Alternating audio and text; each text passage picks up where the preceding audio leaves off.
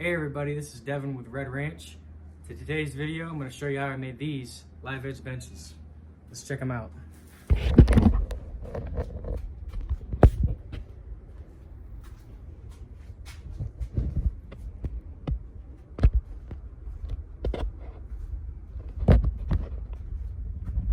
Now before I dive into these builds, I just want to let you know that I have a sawmill and I cut these slabs myself and I put them in the kiln so they're dry. If you wanted to do this on your own, you would have to locate, your local sawmill or supplier, a wood supplier that supplies these live edge slabs. But in my case, I found some logs. I found a client. She wanted 10 benches for her party rental service. And luckily I had these I didn't have these logs cut up just yet. So I got the exact dimensions that I needed and the size that she needed. These benches are 8 foot long and they vary in width from 12 inches wide to 18, 19 inches wide. So they're pretty sturdy benches.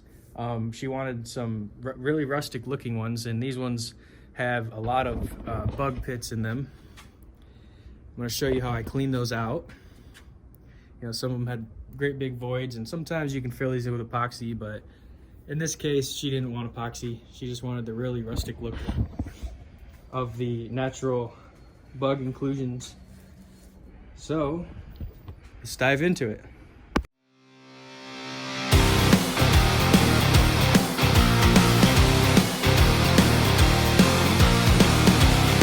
What I'm doing here is I'm setting up my jig so I can get the same cut every single time.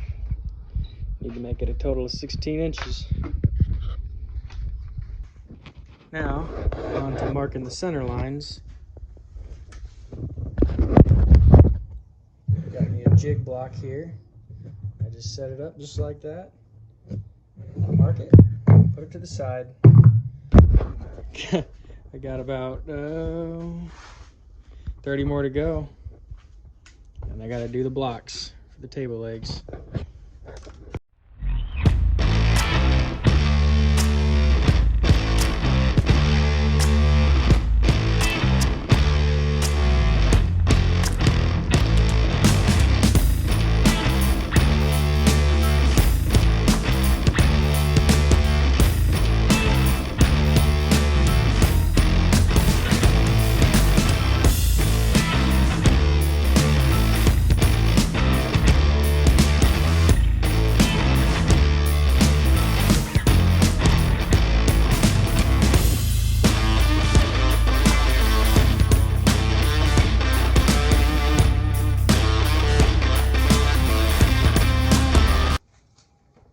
Now, we got our center lines marked on the uprights.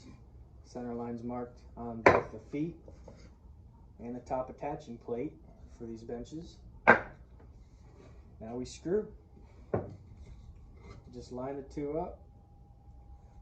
One size is 12 inches for the top and the bottom plate, 16 inches.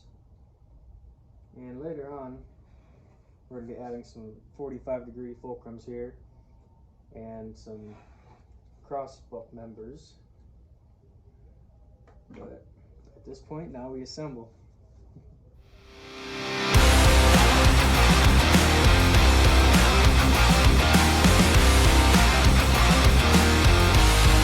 It is 7:24. I'm gonna resort to using the headlamps, but I got all my base uprights completed, and I didn't want to bore you with the videos, but I got all the pieces wedged out. Now it's next to just fit those in like that, and I can sand off that little bit once I get them all built. But I have both sizes. I have the bottoms cut and the tops, so those are going to get glued and screwed just like that. I'll show you when they're complete. It is the next morning, and I've taken the liberty to assemble everything in the last probably about 20-30 minutes. As you can see, there's all these edges are protruding. So what we have here is a flush router bit. That bearing is just going to ride on the bottom piece and it's gonna trim every single one of them off. And they all need it. A lot easier than sanding or trying to get the measurement perfectly, cut every single time.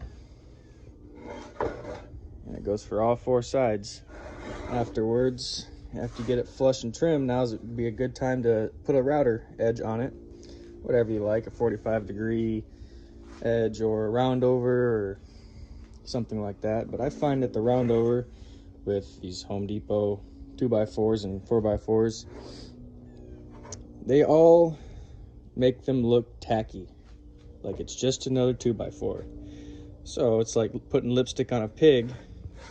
I try to stay away from it, from just putting the round over. You can do all kinds of things, all kinds of designs. You can do, an inverted round. There's 45-degree chamfer. There's all sorts of router bits out there. Something as fancy as something just like this, But I'm just gonna stick classic because I have a lot to do and don't want to take off too much material. Make it faster with these 10 benches. All right, stick around.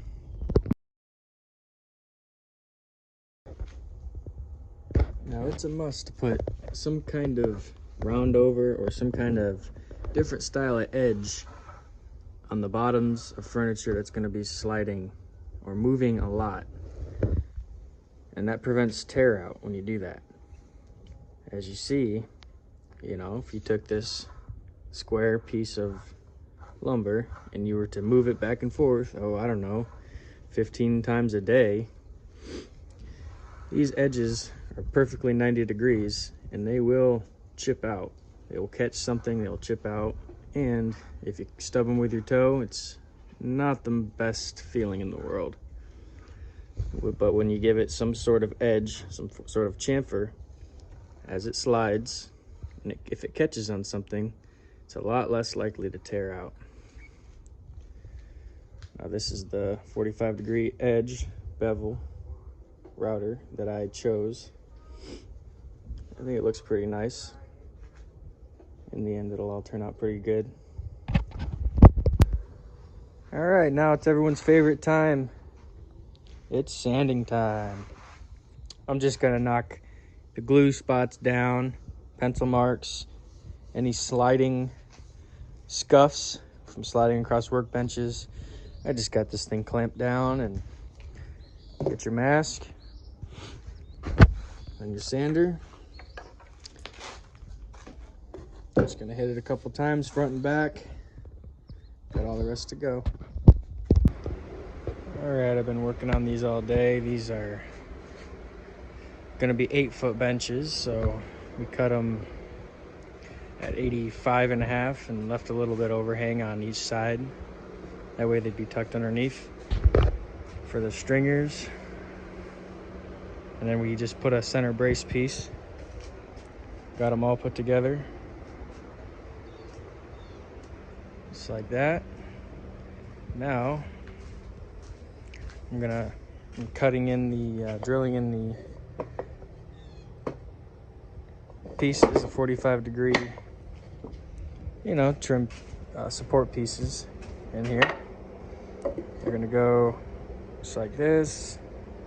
We're actually gonna be more towards the edge here, just like that, flush with one side, and then the other side is gonna be just like that. Same thing over here. Gonna have your 45-degree piece here and another one going from here to here on all pockets, on all of them. Gonna glue and screw those in.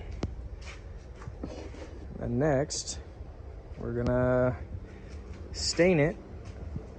And I'm gonna ask the customer if she wants a design change on these, if it's okay if it design changes a little bit, because originally there was going to be some 45-degree pieces or angled pieces, going from this point here up to here.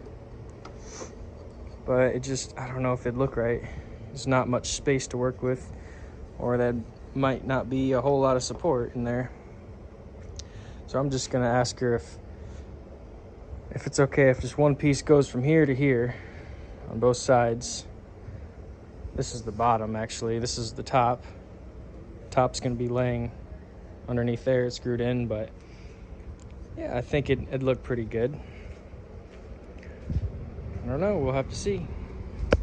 Okay, we're going with a Kona stain. Kona colored stain. It looks pretty good, pretty dark. And we're just staining in all the pieces now, all the whole base. Gonna get all these pieces cut in today. Customer said this looks fine. So I gotta cut all those pieces in, trim them out, put all these pieces in after I stain them, as well as these. And then the bases will be done. And we'll have to work on the tops. All right, I'll show you the tops when I get there. These are the slabs I'm gonna be using for these farmhouse benches. These are just pine, shake pine or lighter knot pine. They grow all over Central Florida. All right, this is the finished product of the bases. Besides little touch-ups, just gotta go inside the pocket holes, fill that in with some stains so you don't see them. As you can see, they're all done.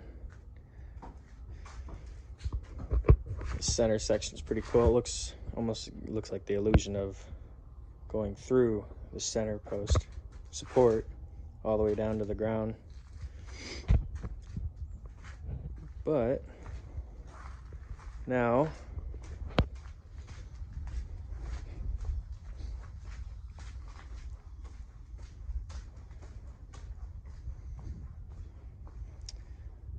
I brought all the slabs up. Now it's time to blow out all the holes and everything. All the dirt and debris inside of there. Nothing too fancy, but there's some pretty deep holes like this from the termites and bugs and whatnot. And there's some corners that... All right, working on the tops now. I'm just hollowing out all the rotted parts of the inside. You know, all these creates the voids and everything. Makes it look real rustic. And I planned ahead before I cut this log up into slabs that I pressure wash the outside of the bark, and it makes it so much easier when you go to finish, because you don't have to chip away the bark, you don't have to sand it all off. You know, you just come through with maybe like a flap disc and get all the softer spots off, and it just falls right off. And these are what they're gonna look like. Still got the rough sawn look to them. And some of these, like this one, I had to break off the entire chunk because it was just too rotted. And I just made it a feature. I sanded down all of the sharp points and the pointed points, the slivers that you think would catch on somebody's clothes. And it's pretty smooth. You know, it's got a knot there. It's all smooth. Put a little routed edge on it, and they will look great. All right, I'm gonna keep working on them.